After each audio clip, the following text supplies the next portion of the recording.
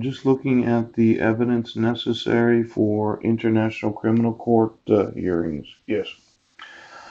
There's a certain procedure called Article number 14. The request for mutual assistance shall indicate as follows. Yeah. The authority making the request. Now, it could be myself. Yes. Might get one of these pro bono attorneys.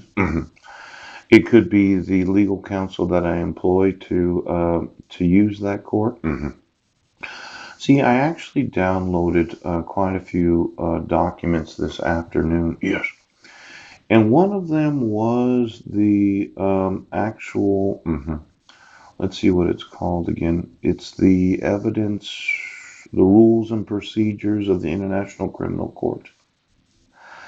Now, I'm having some difficulty because the state of Washington is refusing to prosecute those that have changed my driver's license. And since Mike turned the electricity off on me in the middle of winter, yes, and kept all of my personal items, my passport, yes, I'm kind of out here waiting for somebody to enforce the laws. For some reason, that doesn't seem to be that important. Ooh.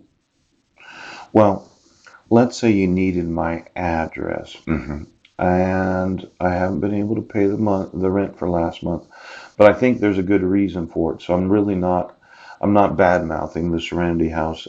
They've had some financial difficulties. In fact, I know a lot of individuals that live at the Tempest. Yes, there was a sewer break at one of the subsidized housing locations of those that are Section 8, or at least they're probably subsidized. They're like on Social Security or something like this. Yes. And I was somewhat, compassionate to the lives of the other individuals that are now going to be homeless unless they can find themselves a new place to live. Yes. And I read about it in the Peninsula Daily News yesterday that somehow it's beyond repair. They're not going to be able to fix it. They're going to find other housing for the individuals that live there. Yes.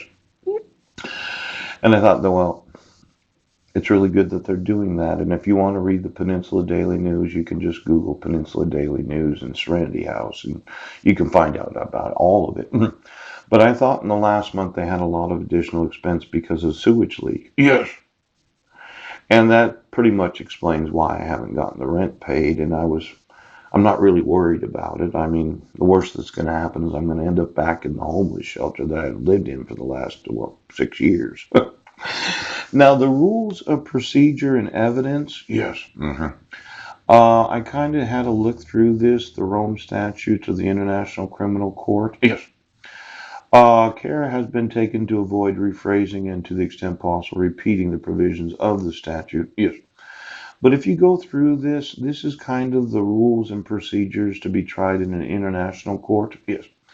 As if it weren't bad enough that the state of Washington right now, you're getting tried. Yeah. Now there's certain things that have to happen. Retention of information. Yes. Then there's the function of the registrar. Expertise in the unit responsibilities, assignment of legal assistance, situation may affect the functioning of the court. Yes.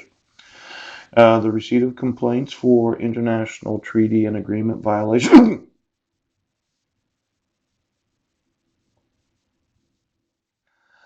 I haven't been able to change my driver's license because I wasn't able to pay the rent because I think it was a sewage leak that caused it. Yes. Now I'm sure that I'll get the rent paid today, tomorrow, next week, whenever. It's not like they want me to stay at the homeless shelter. It's only $400 a month rent. Yes. And considering usually that there's coffee and Cheerios and creamer provided every day. Yes. The landlord is a super nice woman. Yeah. Now, the protection of victims and witnesses, protective measures and special measures, yes. And then the participation of myself and my family is known as the victims in the proceedings, yes. This actually does qualify as an international criminal court complaint, yes.